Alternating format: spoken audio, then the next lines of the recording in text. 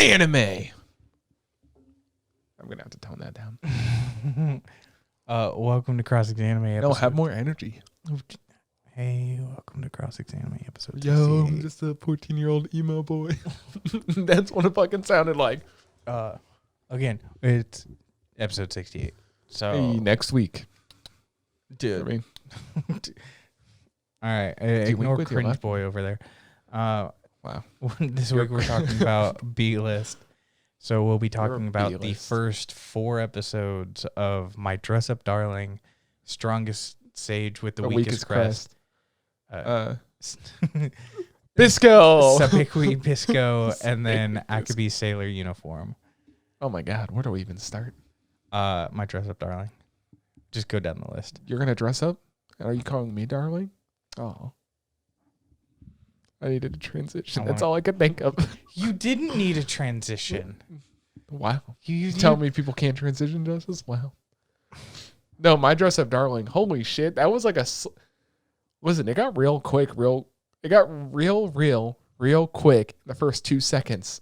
You're a boy. You can't like dolls. It's like, oh shit, bitch. Like I didn't realize kind of mean. I wonder if she's going to show up later in the show because they keep showing her over and over again and they focus on the eyes. What if Darling is the woman? It wouldn't be because he knew her. He knows her by also, name. she has red eyes. Yeah. Could be contacts. Oh, No, this show is real pretty, by the way. I know it's not a manly term, but this show. I love how the show goes from like, here's some okay animation quality. Like, it's good animation all around. And then they show the dolls are like, yo, 8K resolution, everything's a clean line. Like, let's fucking go. I did look up the pricing, excuse me, on some of those dolls, like IRL. And I'm like, there's a reason why this old man stays in business. Holy fucking shit. Some of them go for like $100 to like, oh, you want like, there was like a scene where he has like the 2 Hina dolls. Is that what they're called? Yep. And they like sitting at a traditional table with like the fan and like the backdrop thing. And I was like, I wonder what one of those in real life would cost. It's like starting price $5,000. I'm like, holy shit, that's a lot of fucking money. Yeah, especially when you get into some of those Hina dolls that are custom made. Like, oh yeah, in his case, he's making a lot Hina of custom dolls for specific occasions for individuals. Like, I actually have a single Hina doll from my neighbor after she passed away because her husband used to visit Japan like every like, I think it was like every like 6 or 7 years because he was in the Navy at one point. So like he was over there during Korea and stuff. And then like, I didn't know he had one until like we went through his stuff. I technically don't have it. I think my mother has it. I'm like, maybe I should go get it. But I didn't realize, like, you know, the show does show we're watching an anime about someone cosplaying from an anime. I think I wrote Animeception for that there. But it's weird seeing, like, I knew Hina dolls were, like, there's effort that goes into them. I never knew, like, and the show plays it real well, like, yeah, I've been up for, like, the past couple nights trying to draw perfect, and it's like, this is perfect. And then it's like, he's like, I'll never be good. I'm like, I wonder how long it takes to become like I wonder if it's the same thing where they have like apprentice, journeyman, and master's level Hina doll making. Because even his grandpa, what they said, he's been making them for like 50 years or something. He's been making them for a long time. Yeah, it's 48. 48 years. Yeah, the only reason I remember is the old man was like, how long do you think I've been doing this? And he goes, 47. And he goes, no, it's 48. Oh, yeah, that's right. He gets all pissed. I didn't write too many notes this week. That show I did. Do you want to guess what my favorite part of these 4 episodes was? Measurement scene? No, measurement scene. I was sitting there like, oh, come on, boy. Let's go. No, my favorite part was when, so we have, I forgot. I have their names written down. Who's our main boy? Gojo. Gojo. Yep, that's right, because it's the Gojo, whatever that makes the Hina dolls on there. I'll pull up my notes here. Winter 2022. What's today? Not prepared. The 1st on there. So his name is Wakana Gojo. Is our main boy on there. And then I'm gonna fuck up her name. Kitagawa is her name. Or Kitagawa. I think is how you say her name. No, it's when she gives him the video games, the Eroga is like basically a hentai game. Eroge, yeah. Eroge? Eroge. Eroge? Yeah. She gives him the hentai games, the first one and the second one, for him to study. He's in his room playing these games very seriously, trying to figure out what she's like, and Grandpa walks by like, how's it going? Huh? And you just hear going like, senpai? And he's like, I guess he's at that age. Walks away, walks back like, why is he so serious about this? And he's taking notes. Yeah. Perks of the old man for not like, stomping in and be like, stop this. He's like, he's at that age. Look, Grandpa has a heart attack with that, and then he eventually falls over because it's like there's some stockings that fall out, and he like hurts himself, and it's like, he went down. Maybe at some point Grandpa should say something, and he things didn't have a could heart be attack. cleared. He just tripped back Well, in surprise. yeah, but it's still. I never said heart attack. Yeah, you did. No, You said Grandpa basically had a heart I said attack. he hurt himself. Pretty sure he said heart attack, and then he hurt himself. No. Play the clip, Henry. I'm not gonna do that. Yeah. It's just that he ended up hurting himself, but at some point, like, he might as well just speak up because, you're getting hurt because you don't understand what's actually going on. Yeah. But I'm surprised Grandpa that whole time never like stumbled into his room to check like I guess like some of the background story is Gojo meets Katagawa at school one day because Gojo is working in his shop. Sewing machine stops working, so he's got to wait for Grandpa to do something. So Gojo goes to school to the craft room, which apparently there's no craft club there, to finish working on his Hina doll that he's been working on. And then Kitagawa walks in. She sees him working on the machine. They both get surprised, and they have this whole conversation of, what are you doing here? And she's like, oh, I want to make cosplay. This is my cosplay. And immediately Gojo's like, man, you're fucking shit at this. You left no room for this. You cut this wrong. And then she's about to cry, and he finally realizes like, oh, I'm kind of being an asshole. It was pretty shit, though. Yeah, it was real shit. He spoke the truth of how you should do it. Look, there's even a point where she's like, here's this book that literally goes through exactly how you're supposed to do cosplay. Yeah. And they, it's like, if it's so detailed, especially for its first time cosplayer, like, how are you fucking it up so bad? And of course, they're both saying that in their head. And then she's like, that's totally what he's thinking. Yeah. Like, well, yes, because it's very detailed. One other important scene before that was she kind of told him he needs to stick up for himself because Gojo was cleaning up, like in Japanese schools at the end of the day, there's like people that clean and shit. Mm-hmm. I don't know if it's all schools. I imagine it kind of is because it always isn't. I mean, we had that little bit in like kindergarten and stuff like that. Yeah. Like at the end of the day, putting the chair like upside down. Yeah, kind of in middle school as well. Mm-hmm. It really depended on the class. Yeah. Once you reach middle school, at least for the U.S., there were a lot more of those stationary like desks that were built ones into the chair. The ones that are never big enough. Mm-hmm. Fuck those chairs. But he gets stuck with the cleaning duties because everyone else abandoned him. But Kitagawa was also on cleaning duty. She's like, oh, where's everyone else? He's like, they left. But they told me I was reliable. She's like, they're fucking using you. And then he has the realization. We have that whole cosplay scene. And now. Yeah, this man has no friends. That's the basis for a lot of this. Yeah. He doesn't know how to interact with people. He has that social struggle of, how do I interact with people? I'll just keep my distance because I don't know how to interact. And he even says, like, she's living in a completely different world than him. Mm-hmm. Which, surprise, in anime, that means they're going to talk to each other. Yeah, that means they're going to fall in love. Kiss, kiss, fall in love? Sorry, that was an One High School Host Club reference. All right, calm down, Boomer. Damn. Shit, that series is pretty old. No, but I guess even better than that is when she's like, okay, we'll meet back up, Monday to discuss this. Shows up on Saturday at his place. How did you find me? I typed in Hina doll and Gojo, and boom, it popped up. And I'm like, I guess that would just pop up on Google. Yeah. She shows up, and you find out where the entire budget of this show is going. God damn. The only thing I wrote was boobs. Bob's. Sorry. Yeah. They way animated the physics. Apparently, it's kind of like that in the manga, so they're just adapting correctly. Like, oh my god, hang on. It's he gets kind of flustered, to say the least. Because she's meant to be very pretty. She is very pretty. Very pretty. Stacked. Yeah. And he's like, "Does the measurements require you to be in your underwear?" Don't worry. Bathing suit. Where it's like, that's just underwear that's allowed to get wet. Stop it. Yeah. It's underwear with extra steps. Mm-hmm. The best part about that encounter, that whole episode, is I just love when he gets flustered.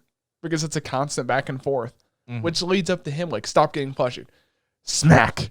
What the fuck was that noise? Nothing. Don't worry about it. Yeah, because he's like, just turn around so he could do the measurement.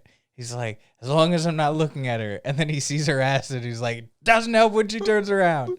It's like, did you see some of the comments on Crunchyroll out there? No. People were trying to figure out, so is Gojo an ass man or is he a boob man?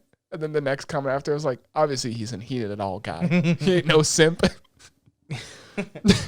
Jesus.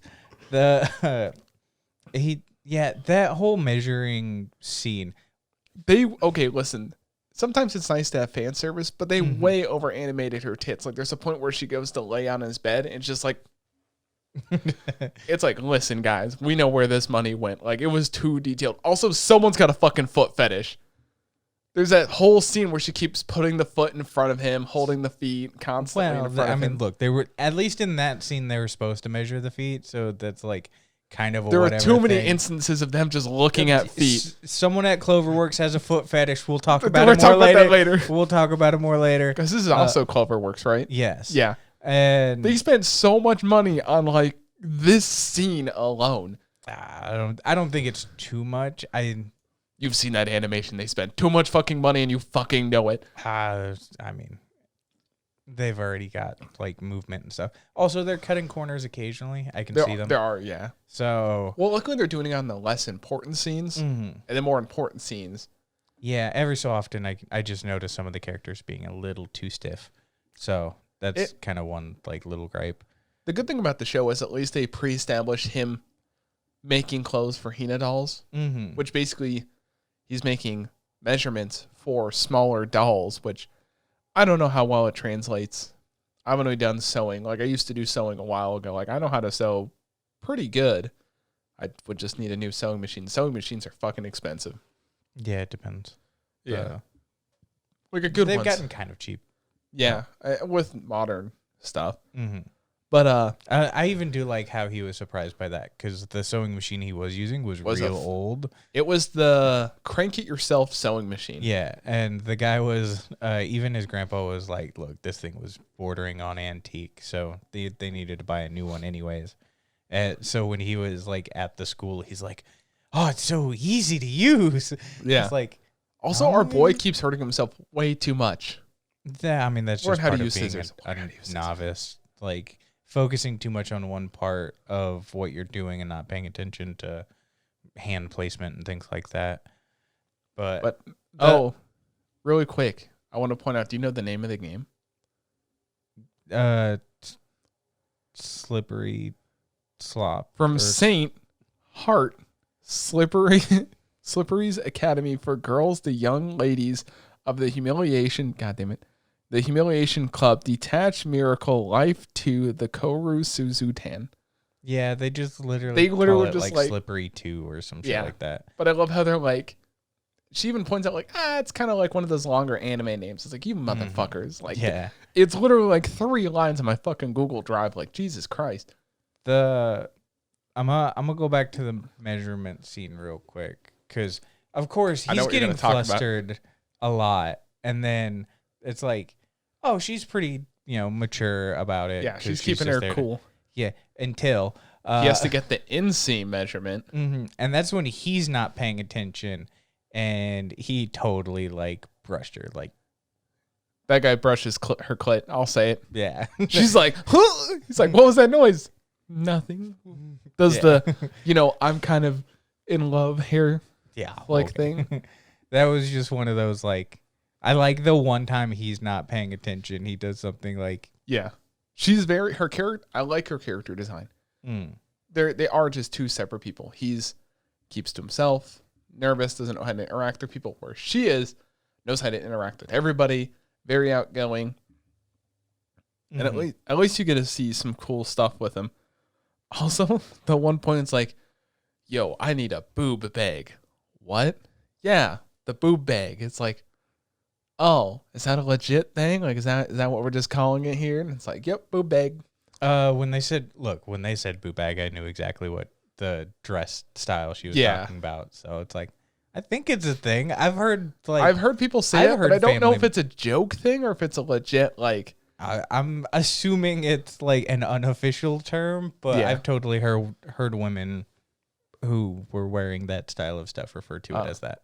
There were two good scenes from that episode as well. From that scene, where she has to measure the distance from the nip, she's like, "Okay, now from the nip measurement or whatever the actual measurement is." Well, it's not like a nipple measurement. It's basically the spacing between the breasts. Yeah. Well, no, they also had to measure. There was something where she's like, do I measure here? He says that, and then he's like, I can't do that. I swear, I can't. You're going to have to do it. She's like, don't worry, I got it, and starts teasing him. What's even better than that is he gets a boner at one point. Yeah. He's like, my stomach hurts, doing the classic of let me bend over on there. It's a wet dream the next episode. Yeah, he straight up does. It's like, yo, what the fuck? Like, come on, dude. Be a champ. Yeah. It opens with the wet dream, and it was one of those, like, I mean, this is a bit, like, yeah, he thought he was quick to get into. Yeah. Like, the first 10 seconds, it's like, oh, shit, we're doing this now? She has a wet dream about her. It's the important part in the dress. Yeah. This is because the thing is, he plays the games the night before and then has a wet dream. He's like, this has literally never happened to me before. We also get introduced to Noah. That's how it sounded like they said her name. It's Nowa. So I anyway? Nowa. It's a twin tail girl. Excuse me. Sorry, I'm having a monster to stay awake. It sounds like they said Noah. Oh, yeah. She's she's part of the friend group, and she's in the opening trailer as one of the other people that are cosplaying. She's not the only other person in that series thus far that has an interesting kind of character design. Yeah, I don't know. She's not on the My Anime List character. Oh, is she not? Oh, she's probably not important then. She has the black hair with the red stripe in it. She's kind of the more emo. She likes suckers. Yeah, because I think this is episode 3 we're kind of talking about, where you're gonna meet all the friends. It's kind of cool that they all give them somewhat of their own personality kind of trait, but it's also cool that she's just not like, at first you kind of got worried that she was just using him, and she made sure that he knows, I'm not using you. Someone's currently dying outside. Yeah, the best part is it's not even coming over on this thing. So, I mean, they might hear it when we're talking, but God, there's a lot of fire trucks going on. It's a good one. Yeah. Well, not good, but yo, it's a good one. It was a good death. To be a good death. Good fire. No. But it's nice to see that she actually includes him now into their friend group, so he can actually get more interaction with other people. Yeah, but you do see something else kind of interesting within that scene too, because they go to leave, and then he hears other people talking in the background. Oh, that's right. That think they might be secretly dating. Then he distances himself, which seems to be that, I don't know if he has social anxiety. That's probably what it is. I would say a bit of that. The fact that he's never had friends before. Yeah. So he kind of resorts back to that. Because he's definitely more of an introvert. So he just sticks to himself.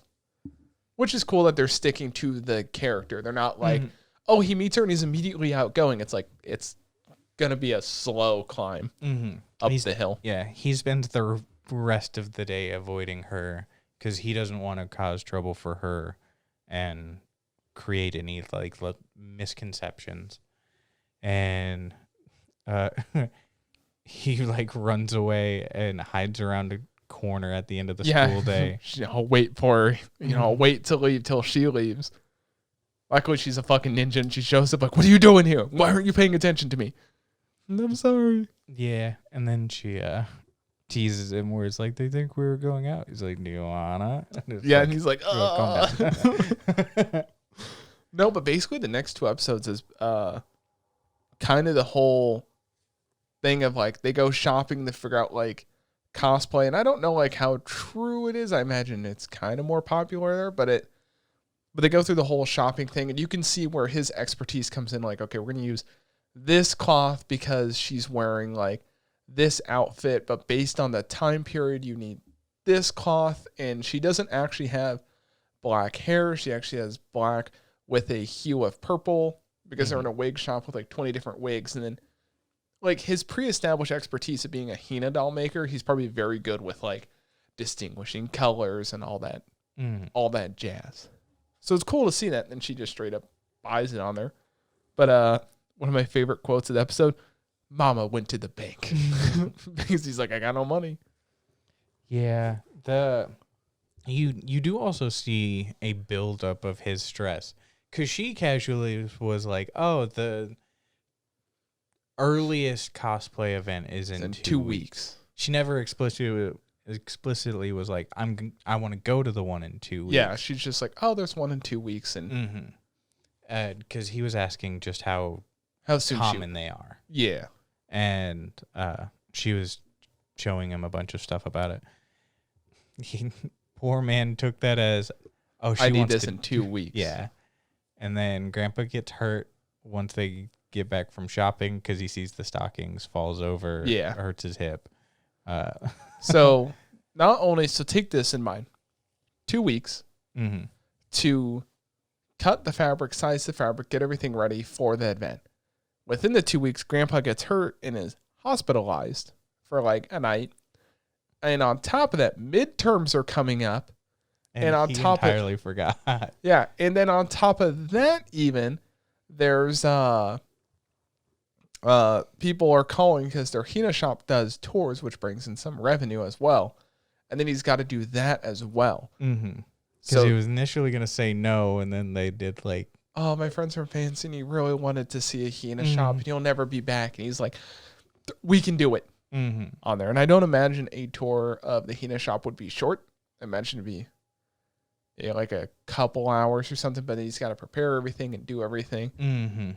So I don't think he fully forgot how to the studying for the midterms, because there was a scene where he was still studying, but like imagine all that stuff going on within the course of 2 weeks. Like midterms in Japan, like that's a very let's study. Then your grandpa's hospitalized, and plus making this cosplay outfit that you've never done before. He even has that scene where he breaks down crying, like I only half-ass everything, and you're sitting there you're like, come on, Gojo, I know you can do it. I mean, spoiler alert, that dude fucking finishes that, and he is about to fucking He finishes it like on the day, and she shows up, and he's like, you can go to that thing today. And she's like, did you think that was today? Yeah. And I'm sitting there like, oh shit. Like, I guess she really didn't confirm that like they wanted to go. And there's that whole crying scene. I'm getting emotional. She's like, I'm so sorry, Gojo. I wrote, they should have kissed, but hey, that's just me. That would have been the perfect opportunity. But it was good. It wasn't good. It's getting even better. I think the show started a little slow, but now it's starting to pick up pace on there. Yeah. Spoiler alert, she looks great in the dress. Yeah, she looks good in the dress. I do like how it's like, hey, just, try it on, make sure it fits any seam stuff. Like, we can make small alterations to make sure it fits absolutely perfect. Yeah.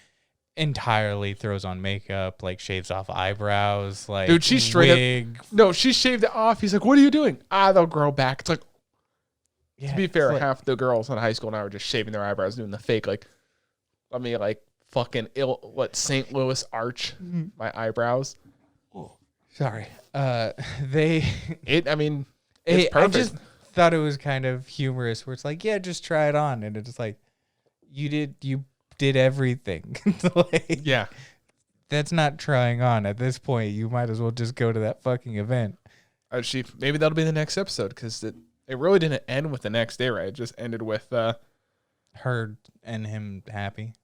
Well, yeah. Her excited, or ecstatic. That was kind of the end. She's so happy though. Yes. One gripe-ish that I have with the show. What? Occasionally there's just those moments where it's like, we don't need that panty shot. I don't even want to talk about what I wrote for that though. Were you happy that there was just a random panty I was like, shot? oh damn, the underwear was pog. Thought Gojo. Like, yeah, occasionally there's just those where it's like, did I need to know that they're red and black today? Like, you know, I get the dress, you know, changing whatever, like, you know, showing that, but there's just those moments when she's like wearing a skirt or whatever. You can tell that she does like him because there's that scene with the fake eyelashes. She's like, wait, are these your girlfriends? He's like, no. She's like, oh. It's like, oh. There was a scene directly after that I think shows that way more, where he's like genuinely smiling, and then you see her reaction to it. Yeah, she's happy that he's happy, and yeah. Oh, but that's the end of it so far. It's pretty good. We like the show, you can tell. Yeah, it's definitely good. I'd like a little bit more story. Like occasionally there's maybe more character development on top of it, like figure out why she's like this. Yeah, like there are some good funny moments, and the measurement stuff was like good for a gag for a little while. It did wane a little bit near the end, which is why I think they did the smart thing where she gets flustered and he doesn't. Like I think the funniest kind of gag within the 4 episodes were right after he's played the game and they walk out of the ramen shop and they're talking about it, and he's like, yeah, I can't believe he just started ejaculating everywhere, wouldn't stop. And he couldn't stop ejaculating is what he said, and everyone's like, what? Everyone in line's like, what the fuck? And of course they're talking about it straight face too. I was like, yeah, I know, right? It's crazy. And that you just get this random woman's like thought. Teenagers these days are scary. Yeah. And it's like, all right, that was a pretty funny like gag, but yeah, there was thing. Remember how I said earlier, is Gojo a tit guy or a butt guy? Mm-hmm. Gojo, you're totally a face guy, right? Confirmed. He makes Hina dolls. Face guy. I mean, but he's not. Oh, maybe that'll be one of her cosplays to surprise Gojo, like how she's gotten better with cosplay. Maybe she'll dress up as like one of his Hina dolls. That man's gonna nut all over the place. We already did all over his bed. Yeah, but now it's gonna be on her. God. You need a bit more foundation. All right. A quote from Justus. You need. But I think this is the strongest show, but the next one has the weakest cast. The strongest stage with the weakest crest is the next episode. Okay, before you bitch about it. It's very boring. The first 2 episodes were boring. All 4 episodes are boring. The first 2 episodes were boring. Yes. But I think it's kind of getting a little bit better. I'm going into each episode, even though I'm hating it while I'm watching it. To be fair, we get My Dress Up Darling, Bisco in sailor uniform. Those 3 are good. We have one bad one here. I don't think it's like absolute dog shit. I think it's average. It's just so average that it exists. Yes. I think the problem with the show is if they paced it better. Because that first episode went from like, okay, I'm the strongest guy, I'm going to reincarnate, to, okay, now we're in the middle of the school fighting demons. Like, it's going way too quick. And I think the first 2 episodes blew through it so we could get the regular story now. Well, there's even stuff that are like so convenient placed that like 12-year-old goes in and absolutely wipes the floor with his entrance exams, gets the highest grades. But to be fair, he lived. Well, yes, but he's continuously talked about how his crest is like he doesn't have enough power compared to what he normally did. Yeah, it's the crest of failure, I think, because there's 4 main. That's what they refer to it as. It's the combat crest, which is what he wanted to basically become the most powerful. But he realizes during a school like team event against the First Academy. Yeah, Second Academy and First Academy always have this like yearly battle. Yeah, I was trying to see if there was like an actual name for them. I was trying to remember, but I think they literally just went. They're well, the thing is, they gave it an official name, but then they said, yeah, we refer to them as First Academy. We're the Second Academy. Yeah, it's like the kingdoms, whatever. Stuff. Because First Academy is basically just preppy guys, rich families, or like high-ranking knights. Mm-hmm. Second Academy is where it's actually like skill to get in, because you need to like, I think it's like you need to get like 40 out of 50, but the transfer girl, the dragon, she had to get 47 out of 50, which that was a whole thing. I did really enjoy that episode though. I thought that was I think that's what the show should be. It shouldn't take itself too seriously. It should take itself more comedy-like. Yeah, it was just kind of like, so there's a demon, and it was so kind of like, oh, you mean to tell me that the dude named Devil something is a demon? Oh, no. Who would have fucking guessed? Like, come on. It's olden days. Yeah, whatever. Apparently from when he reincarnated to now, it's been what, 5,000 years? It's slightly over, yeah. Yeah, so he like reincarnated 5,000 years later. So he had a spell to randomly reincarnate himself with the same memory and the same skill set, but his magic level isn't high enough to use some of the skills. Mm-hmm. First of all, they didn't have him reincarnated as a baby. He reincarnated as like an 8-year-old, which is fucking bullshit. He just took some random 8-year-old's life, but who am I to argue that? But you can admit, like, the pacing in the first 2 episodes could have been way different. Mm-hmm. If they stretched that first episode into 2 episodes and gave more background, what they're missing is more flashbacks to his old life. Like when there's that scene with the sword, when he gets his sword back, he's like, oh, this is what I used to craft. And it was like 2 lines. That entire scene is so annoying.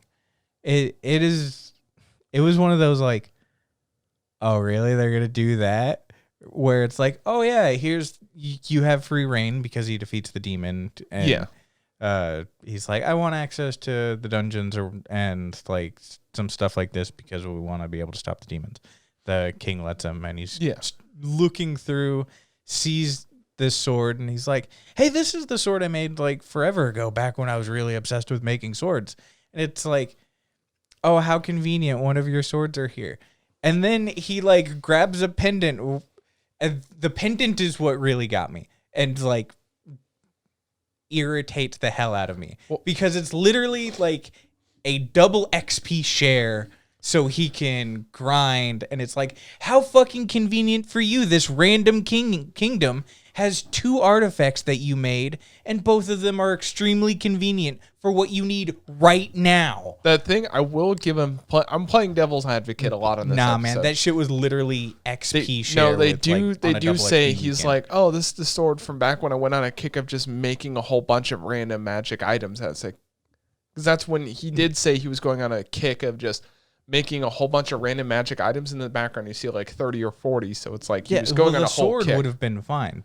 Yeah. But once you get to the pendant, that's where it's like, that is fucking dumb. But he said magic items, and you had anything from sword, he said shield. Sword. He had specifically talked about back when I was like obsessed with making swords. I thought he said magical weapons.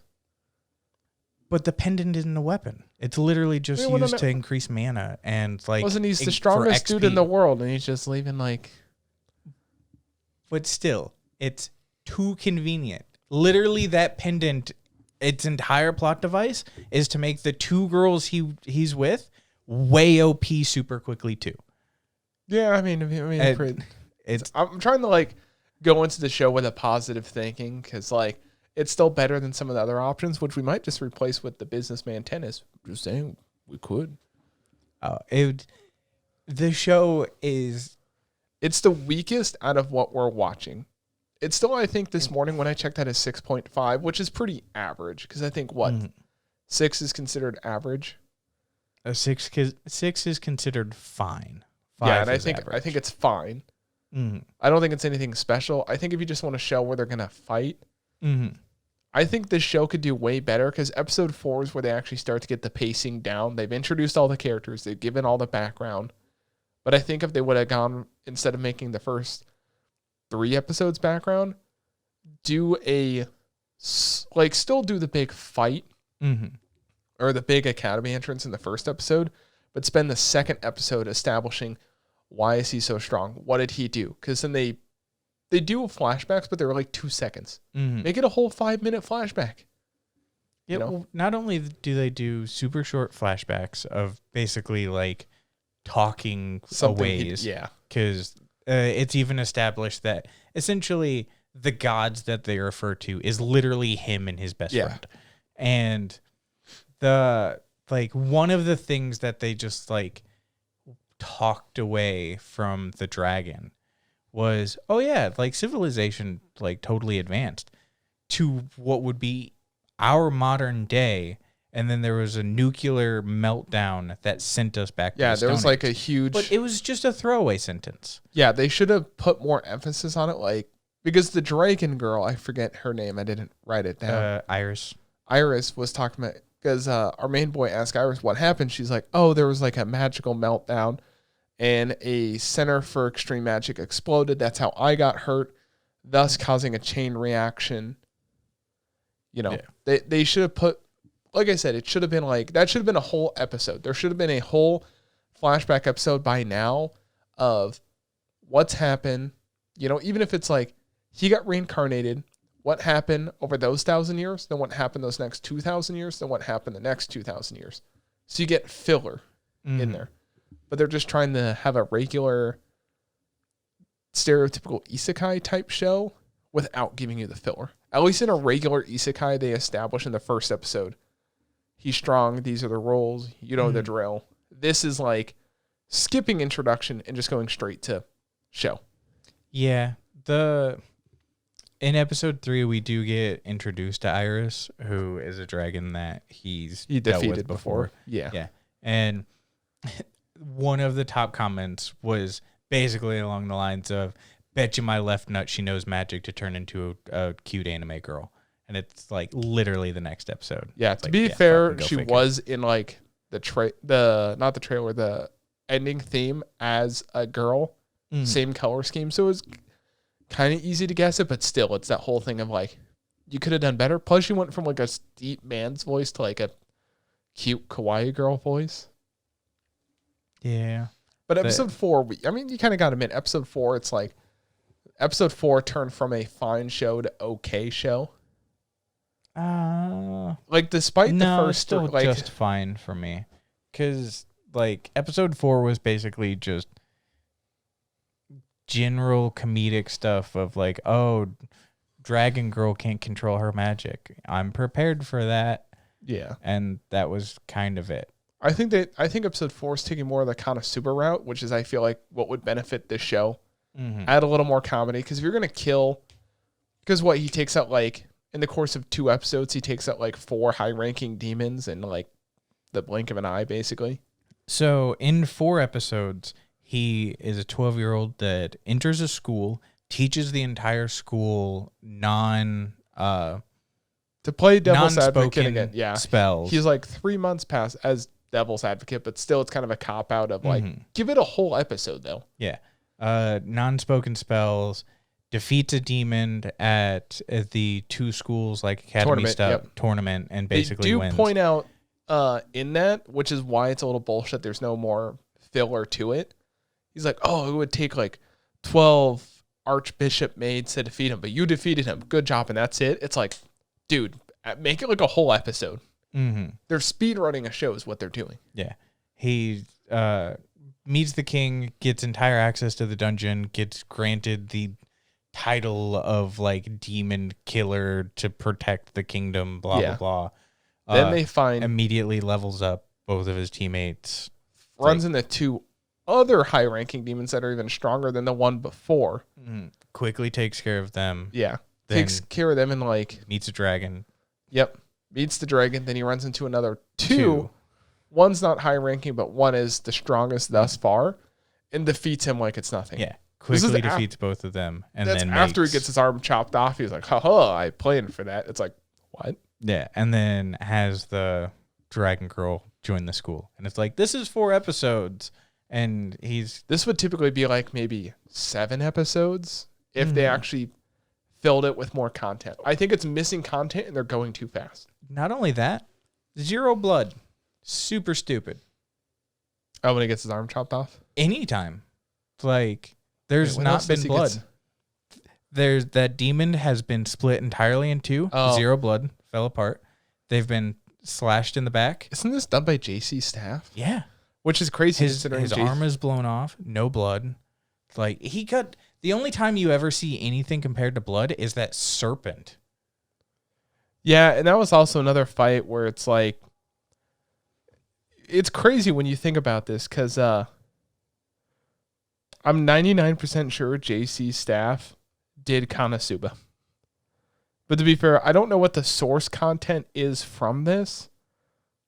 But JC Staff has done stuff like, they've done Konosuba, Food Wars, Toradora, Maid Sama, what One Punch Man season 2. They've done is it wrong to pick Danmachi? Yeah, wrong to pick girls, and then a certain magical index. So I think they've done all of the magic stuff, right? Yeah, I think they've done most of it. I think it's switched for the newest. No, because they do both Railgun and Index. Oh, dude.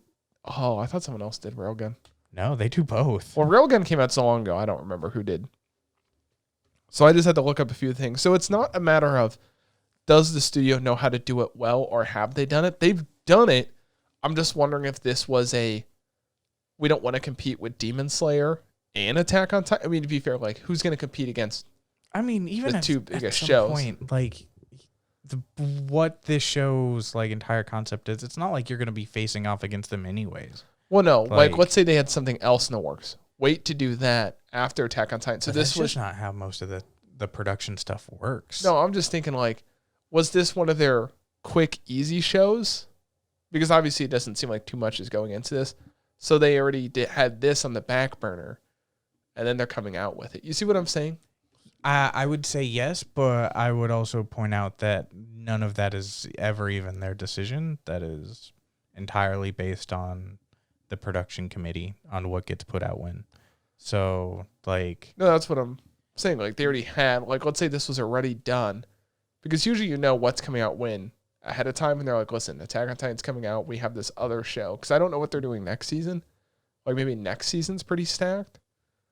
Unless it's CloverWorks, and CloverWorks like, yo, you want to do 8 shows a season? Let's fucking go. They have 2 shows getting ready to come out. One is... you have to show me a picture, because I'm not going to... It's season 2 of the Demon Girl... the Demon Girl Next Door, 2nd season. So that's not going to compete with anything. And then...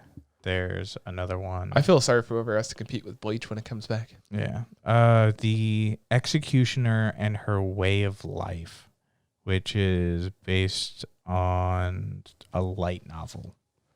All in all, I think the show, despite us hating on it, I think if you just want something to kind of watch to fill in the time, so far this show, I think it's just, you're going to have some problems with it, but there's some fights in there if you want someone that's like...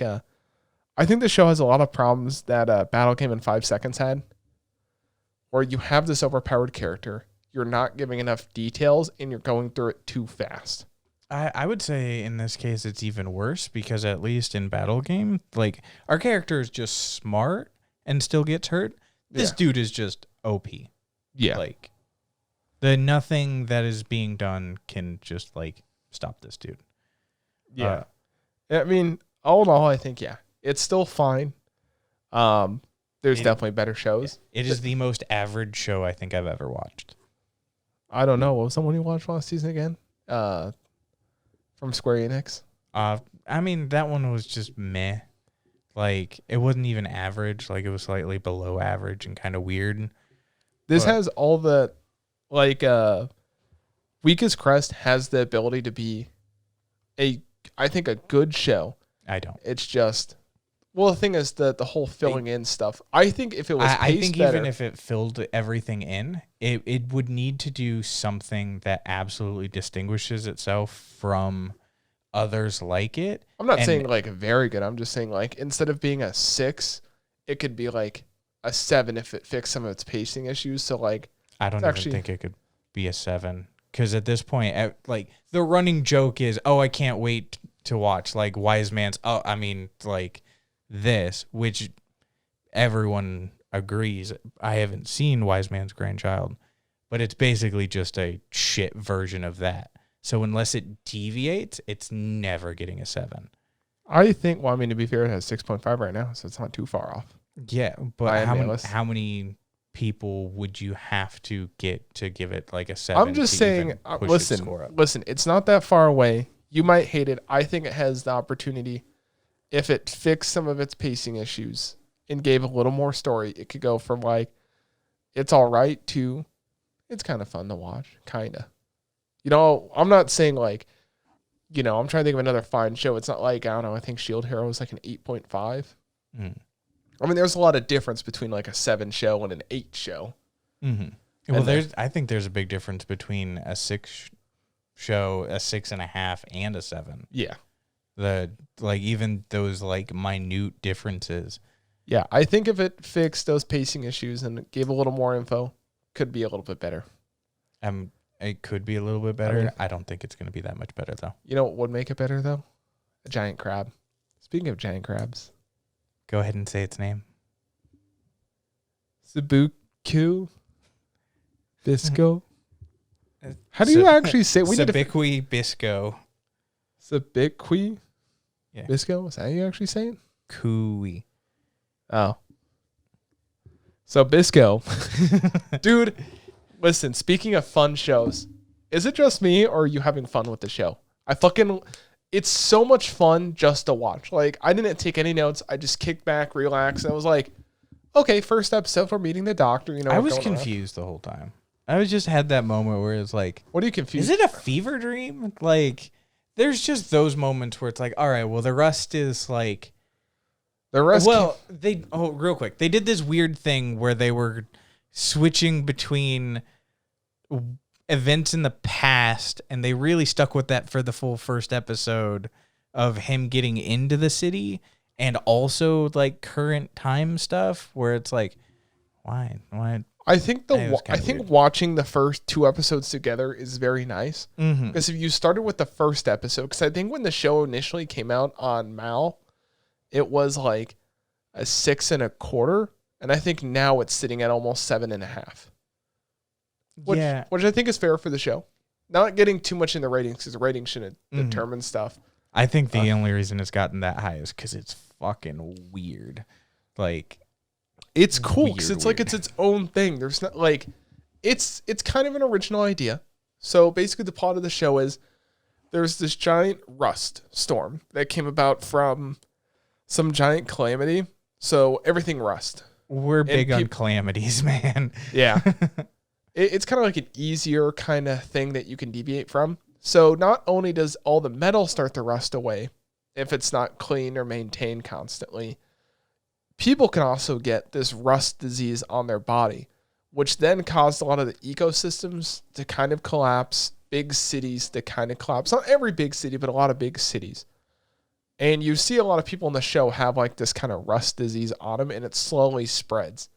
So Milo, he's our main, we could argue he's definitely the main character. Him and Bisco kind of share a similar main character. They're like both dual main characters.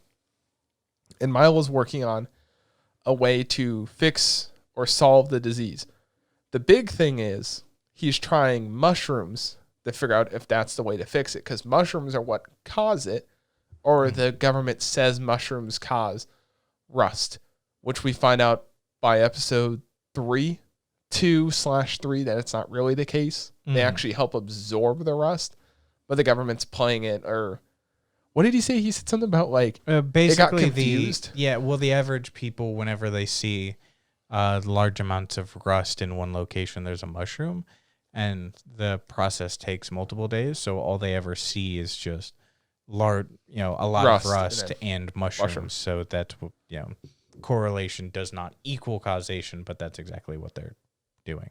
I think this show has some pretty unique character design, minus his sister. You've seen Akebi got killed, right? Yeah. Yo, copy, paste. Of the badass, what's her name? I don't remember her name from Akebi Got Kill. But there's that main bad chick. It's literally just copy paste. Even from her outfit and kind of her fighting style, it's like, listen, guys, I understand it's quick and easy to make a hot babe that's good at fighting, but it's like, really? Yeah. So, I don't know. I like the fights. I think so far the fights have been kind of unique. They kind of do it in that, it's kind of done in that Sakugen way where it's kind of out there for some of the fights are kind of like neat and unique, but then they kind of get grittier with the fights where it's more intense when it needs to be. So you know what I mean by seeing that like Sakugen way, right? It's like funny, but then not funny, and it's gets more serious on there. Apparently there's just giant crabs now. That is Bisco's main form of travel with his grandpa. Well, there's way more than that. You got giant steel crabs.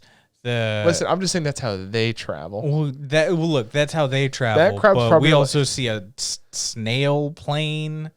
Oh yeah, that plane thing was weird. Like when it got shot at. There's this plane that looks like basically a kind of a C-130 type thing, and it like he shoots it and then it starts bleeding, and I'm like, what the fuck is going on with this? Like, there's a whole bunch of characters. Also, Tanjiro's in this, and it fucking throws me off.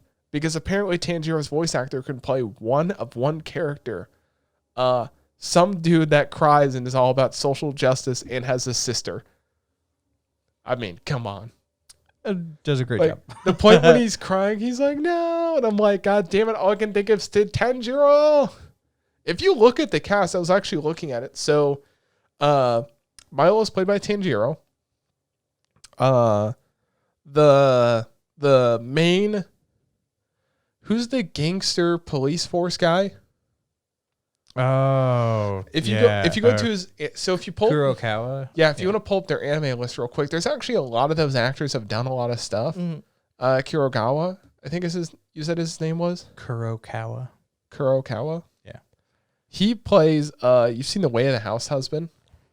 I mean, more than just that. And then he also plays. What's his name from To Your Eternity?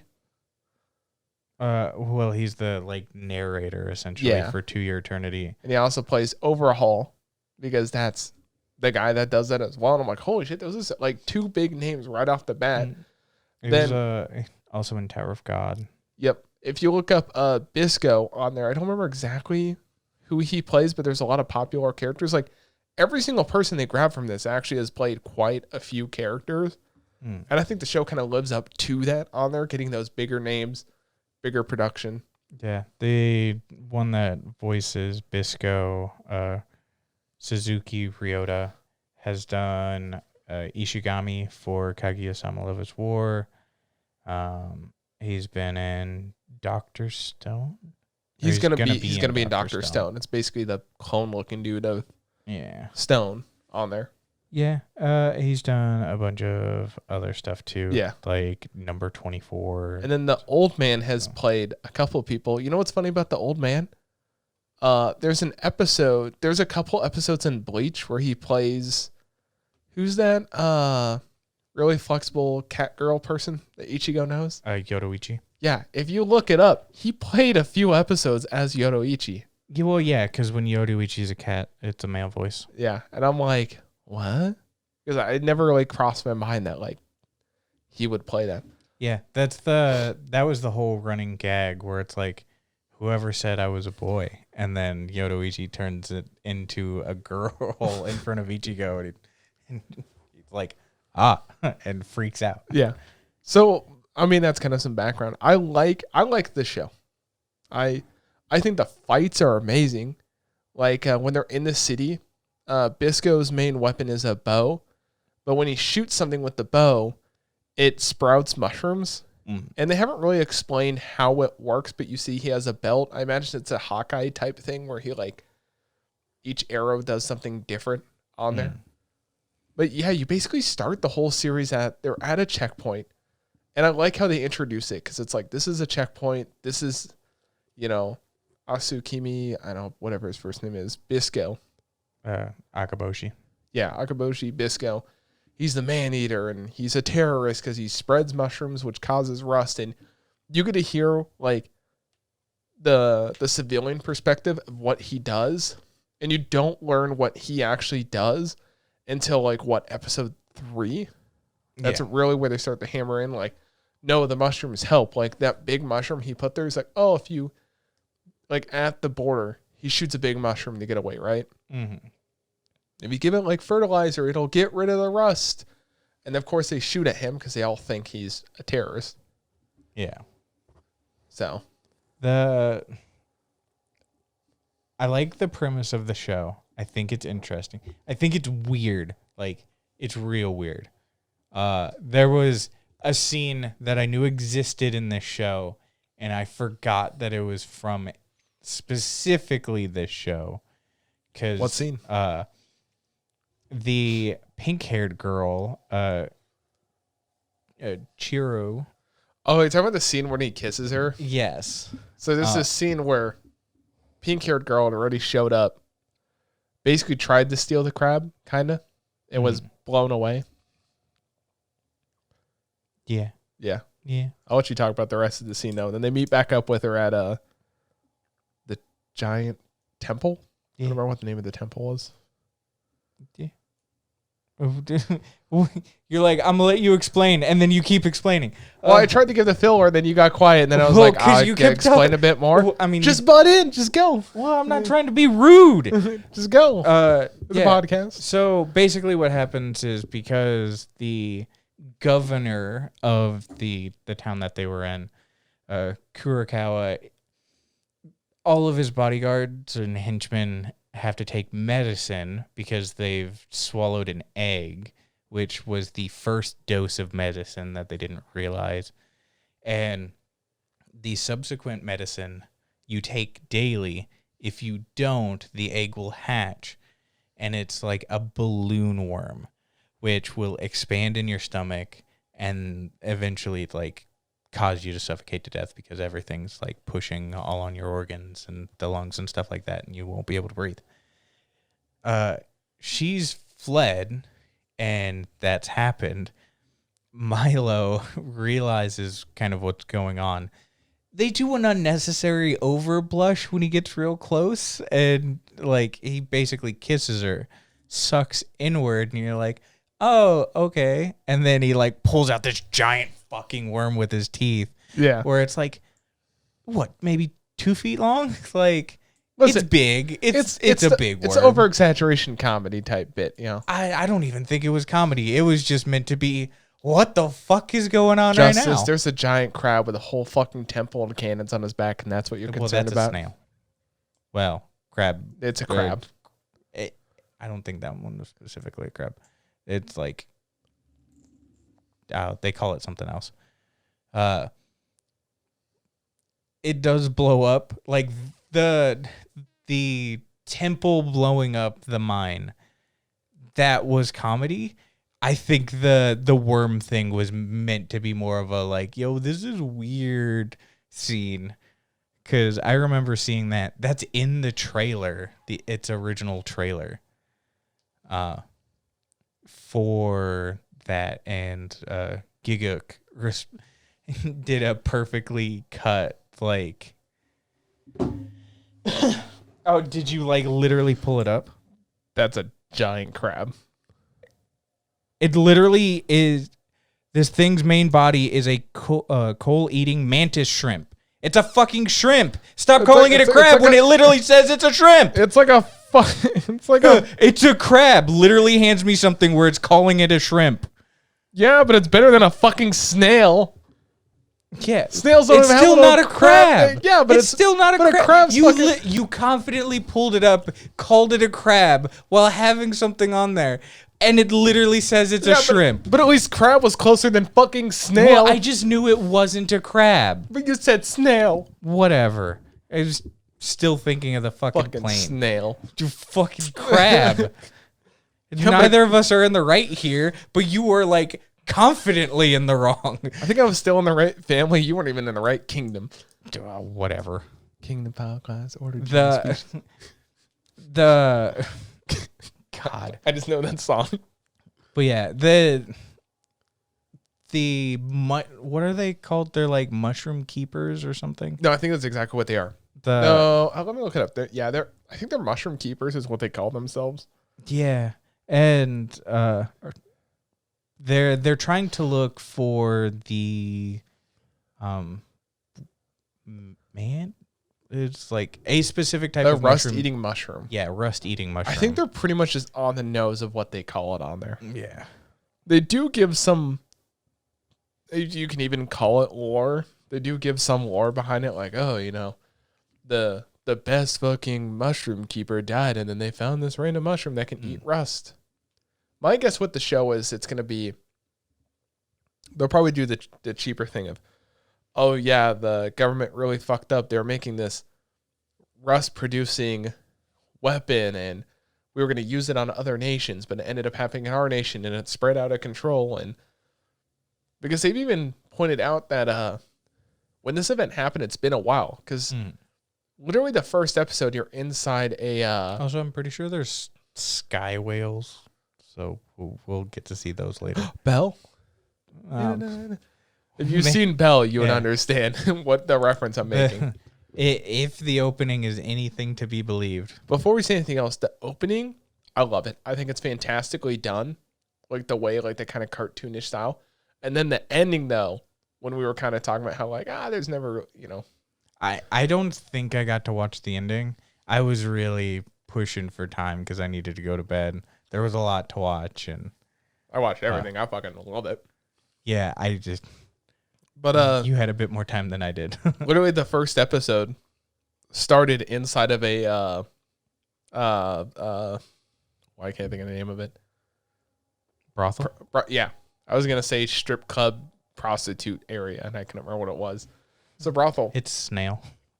Snail. Is that what we're gonna call this? We'll just title it Snail. I bet one of them's a snail. If you catch my drift. God. No, but the old lady sitting there, like the older hooker, because technically there's this, I don't know how it actually works. She's the lady of the night. Don't call her hooker. The thing is, he points out that he has his own panda clinic, because the whole premise of like the character Milo being called the panda doctor is he's got like this, they haven't explained yet, this birthmark on his face, so he looks kind of like a panda. But there's an old lady in there. She's like, I remember when my parents got rust not long after the events. And she's probably like, what, 80? Yeah. Like 70, 80? Probably. So it's been 70 or 80 years since the event. A lot of the city stuff has survived. But I do like how they point out, because when they're using guns, I don't know if it's an actual like choice of, we'll make everyone use wacky new weird guns. Or everyone's using different guns, different vehicles, because that's all that's left after the rust. Probably that. Yeah. Because it'd be a cool little design thing of like, oh, this is, we have all these random mix mash things. That's all we can get a hold of. Also, the henchman design is weird. The bunny heads with the suits. Yeah. It's strange. Sister's still hot. I don't care. It's okay. So when he was talking about his sister, did you imagine like a little girl the entire time? Kind of. I was imagining like 14, 15-year-old girl was like, oh, my sister, blah, blah, blah. She's sick. She can't do a thing. Then he walks in, there's this fucking hottie there with the fucking, sharp eyes, super strong, in charge of the fucking command force. Because they don't say anything about her being in charge of anything till he gets home. Like, you can't go back and command the force. It's like, hold the phone. She's the captain of the watch. I was hoping like some domestic girlfriend age where like he's this old, he's got like the little sister. I was like, nope, she's in charge of the watch. Yeah. I do like their design choice for what the watch uses. So the regular government uses cars, but they have like these raptor looking things that they ride around. Yeah. Which kind of makes sense that they're using animals. There's the hippos with the fucking grenade launchers on their back.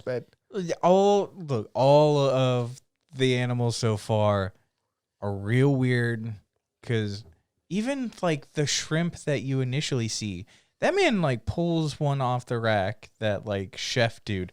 It's like, oh no, what's those things called in the ocean? They kind of remind me of those like horsefish. You know what I'm thinking of? Kind of reminds me of that. Everything here just seems to be It's cool. It's much larger than you would expect. It just feels a little Except for the hippos. The hippos are fine. Hippos, they just have those hippos be running fast as fuck constant. I know hippos can run fast, but I don't think they can run constantly that fast and have grenade launchers. Yeah. It was pretty funny, that one. Also, Bisco was strong. He's fucking picking up a hippo and he's like, her fucking chucks it.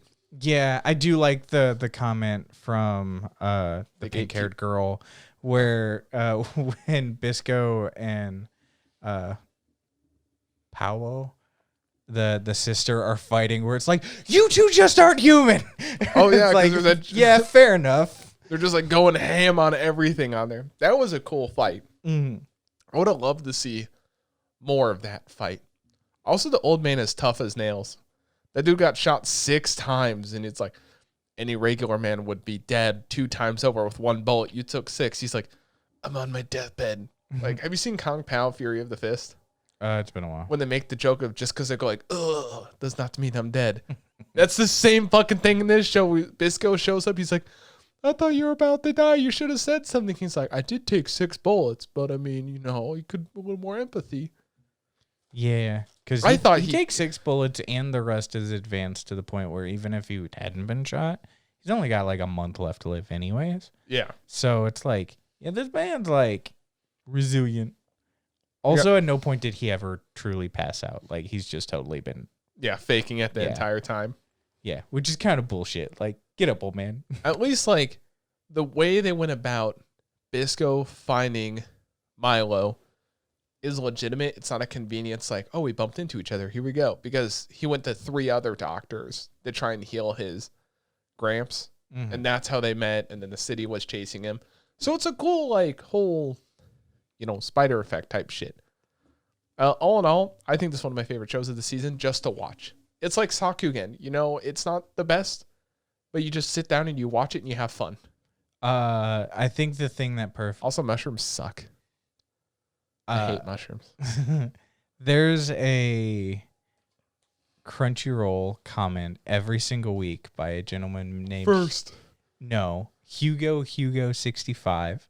How do you know this? Because he was on all 4 episodes and one of the most upvoted ones. What does he say? I didn't even look. So you got time to look at that, but not the opening or ending? Well, I scrolled down slightly because you have to scroll down to select on the next episode, and it was always there. Where this dude was like fucking rolling a blunt, ready to do this. In next episode's like, blunt's lit, here we go. All 4 episodes. He just keeps everyone's like, fuck yeah, man. This man's become a fucking legend. Yeah. So that's the perfect way to describe this. If you're high and you want something to watch, you'll love this. Because it's got a pretty decent story. It's real weird. It's real weird. There's just those moments where you try to just accept what's going on. I do like that they're explaining stuff as they go. They're trying. Sometimes it's just off a little bit. There's a giant snail chasing us. Yeah. Also, that whole like just ride the crab, feel it. Like, it's cool. I love how they're like, oh man, the fuel she put in there, this thing eats it. If it gets to the train station, it'll destroy it, and then we gotta walk. I thought they were still talking about it because after they defeat the giant shrimp, he's like, a good thing that station didn't blow up. And I must have missed a line. I thought they were still just talking about like if he would have blown it up. It's a mine, by the way. Yeah. Oh, sorry, a mine. And then just randomly, one last shot, fucking convenient, blows it up. I love it. I like it a lot. It's my fun watch show. Mm-hmm. I would say. Because we watched. Oh, sorry. So for Dress Up Darling, we watched the first 4 episodes. For Sage, we watched the first 4, and then Bisco, we watched 4, and then Sailor Uniform, it's 4 as well. Yeah. I started this episode saying we watched 4 episodes of. Oh, sorry. I'm sorry. I'm sorry, man. Too busy focused on crabs that are shrimp. Yeah. Well, I mean, oh my God, dude. You mean crabs that are shrimp that are snails? Yeah. You know what you don't see any shrimps in? You don't see anything in Akebi's Sailor Uniform. Someone has a foot fetish. It's too much. Okay, so let's discuss So, not the foot fetish. Ugh. My dress-up darling. A lot of feet in it. Sailor uniform. I swear to God, every fucking 5 minutes there's a close-up on someone's feet. And then in the opening. Oh, it's true. It is in the opening too. Yeah. They literally take time to just show 5 girls' feet. Yeah. There's even a scene where every time, like, you know how, like, there's some stagnant stuff they'll show probably, like, middle of chest to kind of, like, knees of the show hip motions of, like, people talking to try to do, like, a filler frame. No, this show, it's like, yo, Justus, did you get that filler frame? Toes. Good man. Keep at it. Like, there's even scenes where they don't need to take their shoes off, and they don't necessarily take off their shoes, take off their socks, so you can see their fucking toes. And I'm like, guys, I fucking get it. You like feet. Please, oh my God, stop. The show is very pretty. It's very wholesome. Akebi is adorable. You get to see she has very flexible toes. Yeah. And that's cool and all. One gripe I do have. Can I guess? It's not even the feet.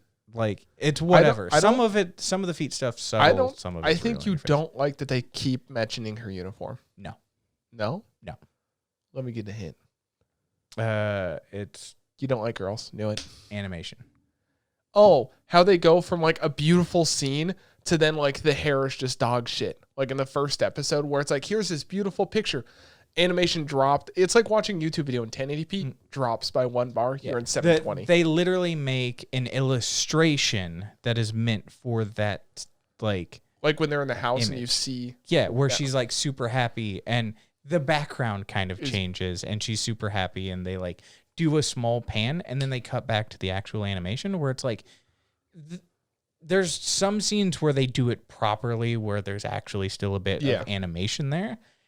But every so often there's been those like highly detailed drawn like illustrations that are spliced in the up close where it's like, that's cool and all, but make that like an end card or something. Like not the key focus in the anime. That's the one thing where it's like, it's cool. I like it, but it's very jarring. I was going to say this episode probably has some of the best, still animation and regular animation out of all of the shows. But it doesn't help that it's not constant. Like Demon Slayer has good animation the whole time, minus some of that CG. But this first episode, very noticeable. You see a close-up on her face, the eyes are super detailed. It's like if someone it's like a Ina drawing from Hololive, like super detailed there. And then the next frame is like, why is this hair 2-dimensional? There's no shading, it's just. But I think it's gotten better, like episode 3 and 4. They did a little bit less of that. But episode 1 and 2, it's super noticeable. But there were just kind of those moments where it's like, yo, it'd be cool if I like paused it right now and there were no subtitles or anything. It makes just for had some that good as like a wallpaper or whatever. Yeah, it's perfect for that. Great wallpaper. But when I hit play, it's going to be jarring because it's like, too drastic. Yeah, of a change. Because I get adding detail when you punch in. That makes sense. Yeah. Animation does that all the time. But even where it's like punching into, you're still seeing the entire character, but highly detailed. And then you're punching out literally what would be like one step back, and it's like detail's gone. It's like, yeah, okay. Well, it's like when you're going from an extreme close-up like this to a close-up like this, the animation's changed. Like, you've gone from 1080p to 720p. And by the time you push out, sometimes it's like 480. Yeah. Not exactly that, but it's too jarring. I don't think it ever gets like that bad. Well, yeah, but it's an idea of like. Yeah. The thing is, a show that did a good job was, remember Akudama Drive? There were some scenes, when you're way far away, sometimes you don't animate the face. You'll have like the mouth moving, but you're not focused on the eyes. People understand. But you still, when you're in a mid shot, like Akudama Drive, it looked beautiful, right? And then they go to the mid shot, and it's still very, very, very well done. But I think episode 3 and 4 of Sailor Uniform did a better job. Also, I guess besides animation, we should probably actually talk about some of the story on there besides the feet. She gets totally fucked over by no one double checking what the school uniform was. She spent this whole time like, I'm going to wear a sailor uniform. And I'm like, you know what? You do you, girl. You want to go to the school to wear a sailor uniform, but fuck the principal, fuck the teachers, fuck the mom for no one realizing she's coming here to wear a sailor uniform. Did we not double check the dress code of a higher end all girls school and the dress code? She shows up day one to the fucking, what do you call it? Opening ceremony. Mm-hmm. She's the only one wearing a fucking sailor uniform, and she immediately realizes she fucked up. Well, not only that, the exam to get in, she said, that's what I'm saying. Fuck the principal, and the principal was like, we should have mentioned beforehand. Yeah. Which is why you were going to let you like wear it. Eventually there's just a concession where it's like, look, we fucked up. Your mom went through all the effort. She used to go here, and like this is, was what she used to wear. It's still technically acceptable because at one point it was dress code. Did you read one of the top comments in the first episode? No. Spot the main character. Oh, wait. Oh, I wonder who it could be. Yeah. So her mother, like you said, her mother used to go there, and the principal even said back in the day, it used to be sailor uniforms, but now we switched to these uniforms. Yeah, which are like blazers. Yeah. So it's like brown blazers. Ugh. They couldn't have picked anything. Fine. Could have been worse. Could have been green. The bow changed from like a bright like sky blue to a red and white like pattern. Yeah. I do love. I didn't write it down, but I thought of something watching this. I'm like, wow. Justus went from Q, where he has to learn 16 different names, to sailor uniform, where he now has to learn another 16 names. So he's got to learn 32 people to see. Yeah, there's no fucking way, man. Like her first day back from school, she's like, there's Hina-chan, there's blah-blah-chan. Or she calls everyone San. And I'm like, you kind of see that change in episode 4, but wouldn't it just be Tan, basically, right? Because Tan is like same level. I don't know off the top of my head. I know Kun, Chan, and Sen. I don't know Tan. I think Tan is even level. It depends. Depends on how close friends you're becoming with individuals. So there are some more like personable ones. The day I call you Sen or Chan or Kun is the day I decide to die. Unless someone wants to, give us $1,000, I'll say it live on stream. But they, a lot of the girls are super cute. We do. Calm down. Confirmed. They all have unique styles, and they're drawn very well. Yeah. When Akebi goes to school for the first time, she shows up early, and we get a big taste of a foot shot of. Listen, someone really likes feet, and this confirms it. This is one of the feet shot where I was like, that's fine. That was kind of whatever. Just because the entire thing was like unique enough. We went into that scene at 1080. We exited that scene at 4K. Akebi opens up the door. There's a girl there clipping her toenails, and then like she sniffs the fucking toenail clipper. She doesn't do like. She's like. No, she's going in on that fucking toenail clipper. Hey, he's exaggerating by like 90%. And they at least give kind of like a reason why. When my feet might stink. I definitely don't have a weird fetish. No, that wasn't the reason at all. Do you know the reason? I forgot the reason. Yeah, exactly. Kizaki, who is the blonde ponytail or twin tails. Yeah. She clips her nails when she's extremely nervous, and she didn't sleep the night before, so she ended up showing up super early. And well, that's just clipping. I'm talking about the smelling. Sometimes you just got to make sure. I'm judging you hard. Have you never sniffed your toenail clippers before? No. See that there was. You're the odd one out. No, because there was an entire debate in the comment section where it's like, I'm gonna listen to a whole bunch of fucking weebs talk about do I sniff my toes? It was like who the hell sniffs their toenails?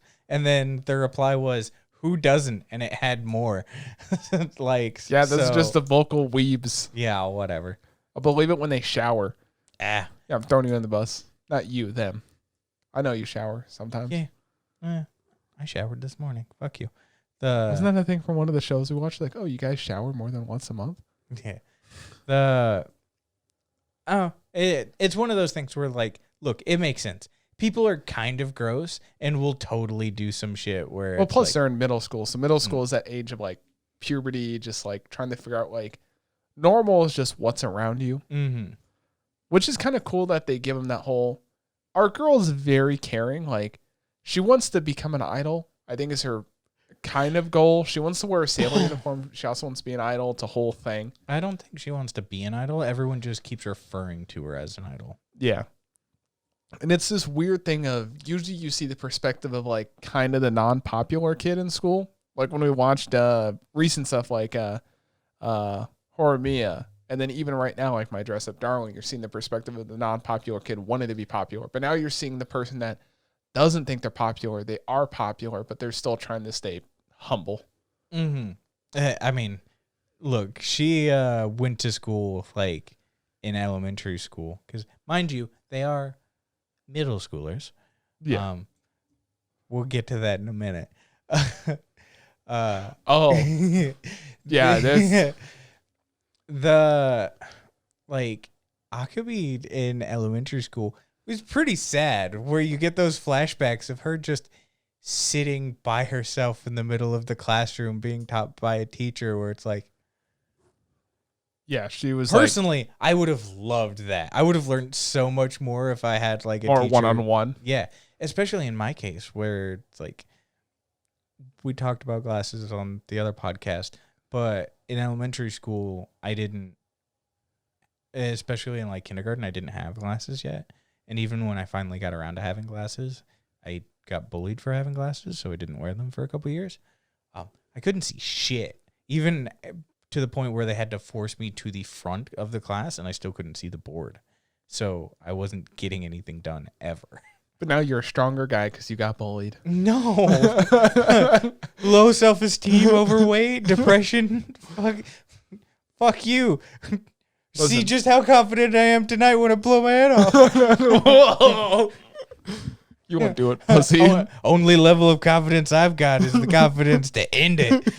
God. God. But if you die, I'm putting that on your tombstone. God. But yeah, you see her drastically different, where it's like, oh, were you popular in elementary school too? Or she's like, no. Of course, she doesn't say I was the only one, and eventually her sister. She's both the most popular and the most unpopular person if you're the only one in class. Well, I mean, popularity is not an object if it's only you. Who gets to determine how popular? Who gets to determine yourself? How popular you are? If you feel good today, you're popular. If you don't feel good today, you're unpopular. But yeah, I mean, you'd always be feeling good because you're the popular one, right? Well, so it's a skewed thing. But a lot of the girls are kind of adorable. We get introduced to Kai, who cool-headed. So you got the list in front of me. I don't know who's who. You gotta turn it around to me so I can. She see. has nice legs. Oh, you're talking about the role following one? Yeah. And Akebi's like absolutely trying to convince her, where it's like, your legs are very pretty. They're like porcelain. Let me see. Yeah, could I see your legs? Lift that skirt, boy. Yeah, could you lift your skirt for me? She's like, no. And I like that every person is getting character developed. Even Kai, she went from, I'm going to follow the rules to, I'm going to open up a little bit to my classmates, but still follow the rules. Minus, I'll let you talk about the thing you're going to talk about. Listen, at one point, I'll let Justus explain. A picture was asked for. That's all I'm going to say. So after school, Akebi and Kai were getting ready to leave. They exchanged phone numbers, and Akebi was like, "Your legs are still super pretty. Could I like see them?" She's like, "No." It's like, what if you send me a picture later? It's like, that's even weirder or more embarrassing. They get home. Oh my God. Kai, it's like, well, like maybe, and takes a picture or 9 and kind of like takes off a bit more clothes. Not all the way, but you're still kind of unbuttoning. It's weird, even to the point where you hear the clicks. You don't see anything inappropriate or like anything like that. But at the very end, she's like, maybe I'm a pervert. And then goes, I can't send any of these. Mom comes in. She accidentally hits send. And eventually you do see that photo and you're like, you're 12. Who let you do that? First of all, she's 12 and she did that. Second of all, they full on animated that shit. Yeah, 4 buttons undone, like and her panties showing, like laying sexually on the bed, and it's like what she has her school uniform skirt up real high, like you don't actually see like panty or anything like that. Listen, but it's just one of those like foot fetish guy left the office for 2 minutes and like child fetish guy joined. It was one of those like, oh, that's a lot. And at first I thought they weren't going to show that photo because initially Akebi gets the photo and she's like really happy, and then it cuts away. Later you see the photo, but I thought they weren't going to show it, and I was going to be like, good. I thought they would have done like a cutoff, like you see some of it, but but Akebi was fucking happy. Yeah, they animated that in like fucking 4K. All of those. Oh, that whole school has to be lesbian. I get the meme of like, all girl school, they're lesbian. It's like, listen, man, it's pretty close. At least a couple of them definitely are. Kai might be. Yeah. The cool thing about Kai is rather than make her like, I'm not saying she's ugly, rather than like, every other girl is animated very, very special, right? Mm-hmm. Her animation, like the way they do her eyes and kind of how her face is not fully symmetrical, I thought that was kind of cool. Because usually they're like, oh, they're ugly. Here's some freckles. Mm-hmm. That's it. Like we watched Belle and it's like, I'm ugly, I got freckles. Like, I mean, it's still like you remove the freckles. It's like still a very well-drawn person. Mm-hmm. This show actually takes the time to like do something different. Like even the backgrounds of the other girls talking is still animated nicely. Yeah. They do go pretty big on like big eyes exist. Because I think this show especially is kind of one of those like you'll zoom in on Akebi and it's like your eyes are fucking huge in comparison to the rest of your face. Yeah, especially compared to like Kai is a good counter. Well, even Kai, hers are smaller, but they're like wider where they'll tail off a bit more. It's kind of like if you think of stereotypical Egyptian like drawing eyes, her Kai's are more like that. Yeah, so it's interesting. They take a lot of liberty with the eyes. Like there's not the kind of standard anime eyes. They're a bit different. And every so often it just throws me off. But I mean, a cool thing with the show too is you get to see, like I said, even more individual character development.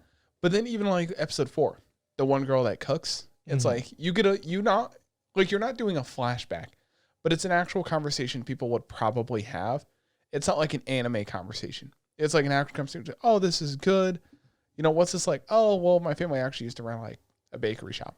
So I just know how to like cook. I was never interested until now. I enjoy cooking. She doesn't say like, oh, I really miss home. That's why I like cooking. She just says, I kind of like cooking now. And you inference that, she really enjoys that on there. All in all, I think it's a fun show to watch. It's very like slice of life. There's some cool animation from it. Like you said, there's definitely a lot of cool wallpaper-esque moments. It's like, I know you didn't watch Vivi, but Vivi had that.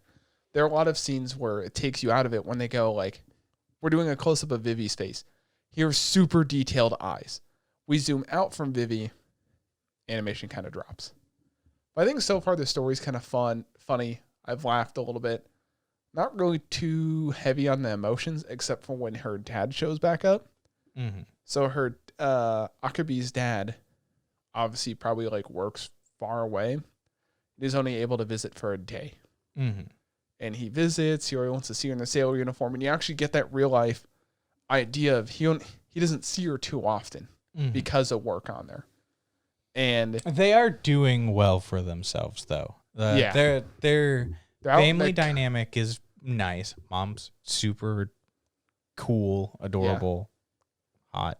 Like, what is it with hot moms?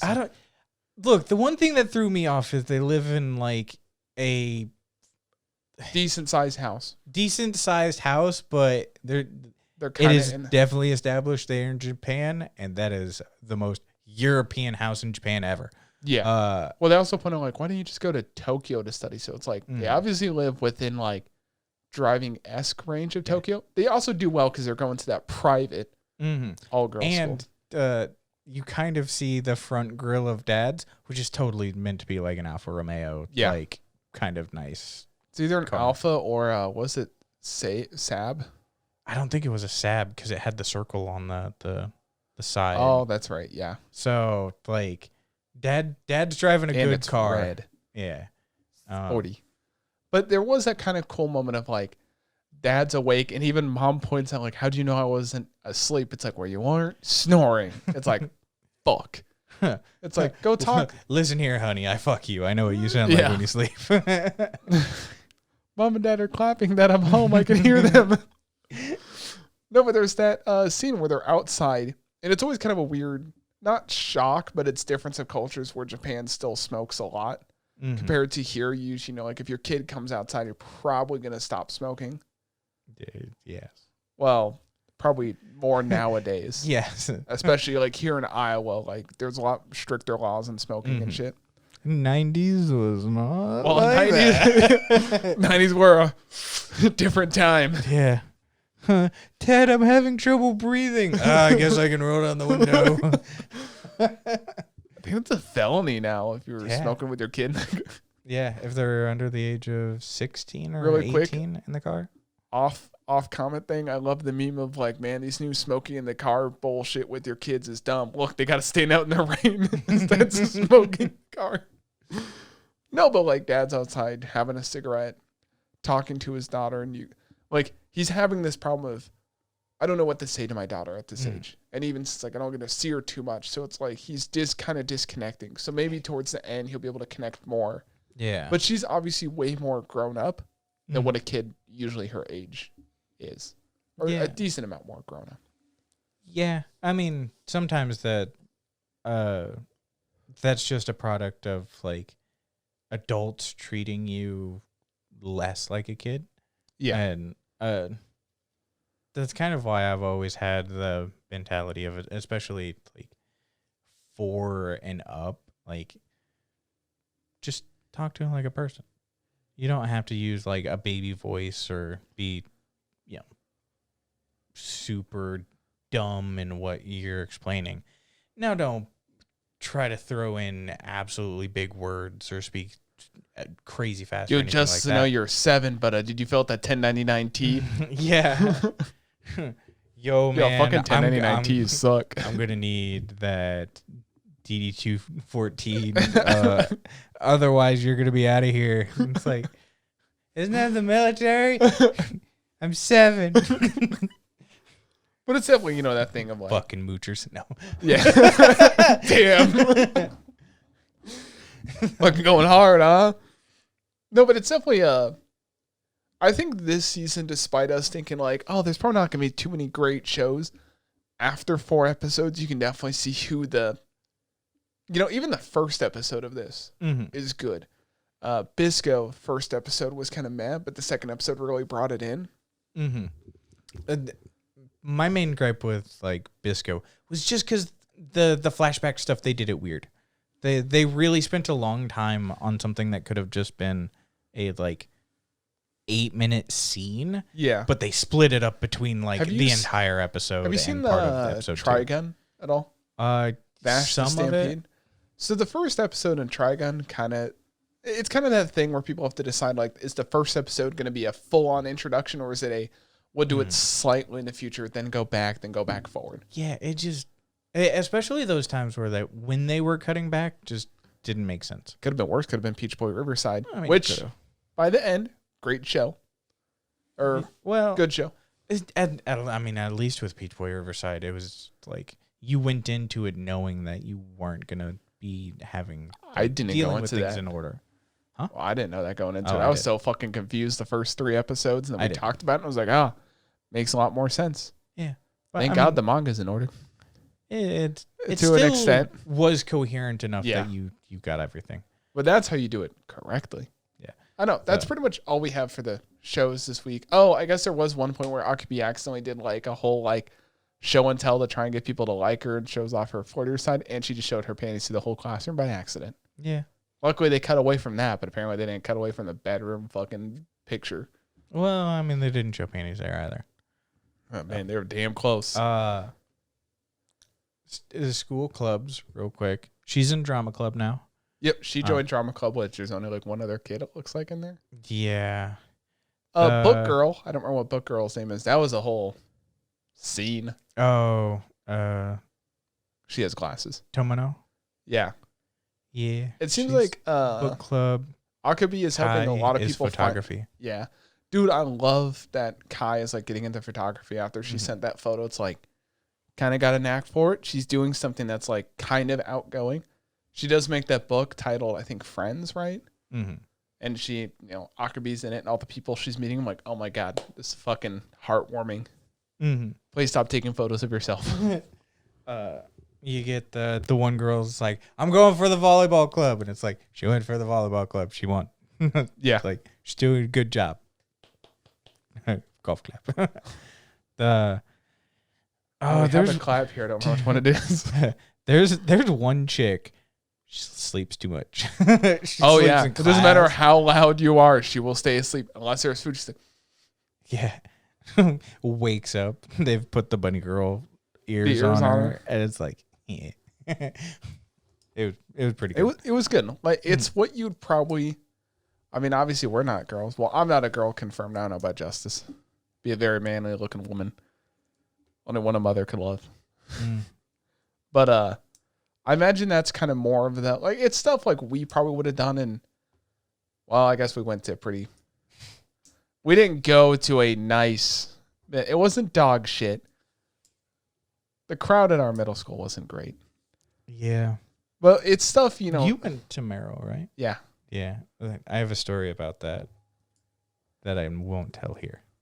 It's about the kid getting thrown through the window? No. Next week on Bon We will talk about it. It's new news about that school. And it's we're not going to talk about it on here. We won't talk about it on here. Stay tuned for Bon We next week. No, we're not going to talk about it on there either. It's so depressing. Stay tuned for episode 1000 of the podcast, and we'll talk about it. No. We'll be dead by then. Yeah. I think the best way to summarize these, My Dress Up Darling, a little bit lewd. Strongest Stage, a little bit boring. Sabikui, a little bit weird. And Akebi's, it's a little bit wholesome. I think a better thing for Bisco is what the fuck is going on. Yeah, it's a little bit weird. Yeah.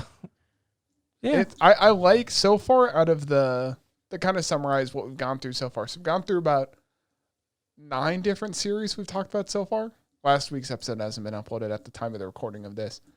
But I think I like what we've picked so far. Not everything we pick is going to be a winner. Mm-hmm. But I think most of the stuff we picked is really strong. Like strong to really strong with the exception of one so far. Well, I mean, we do also have Worlds in Harem, so... I don't know about you, man. I enjoyed the hell out of that. Oh, yeah. It's a real strong show. Real strong, great character development. A boy's a fucking pussy. Great tits. Great tits. You don't believe the animation spent just on tits. Crunchyroll stuff. Hang on. I got to talk about that real quick. Apparently on Crunchyroll for this last episode that just came out, they censored a kiss. And I think at this point, Crunchyroll's just making it a fucking meme to censor it all. Jesus. If they censor a kiss, that's so... No, they did censor a kiss. That's dumb. Yeah. It's kind of funny at the same time. It's like, oh no, what's next? Hand holding? I'm just waiting for someone to hold hands. They just censor that too. God, that'd be so much. All right. Well, I hope you guys enjoyed. Don't be a snail. Comment. Be a shrimp. Yeah, comment snail on the.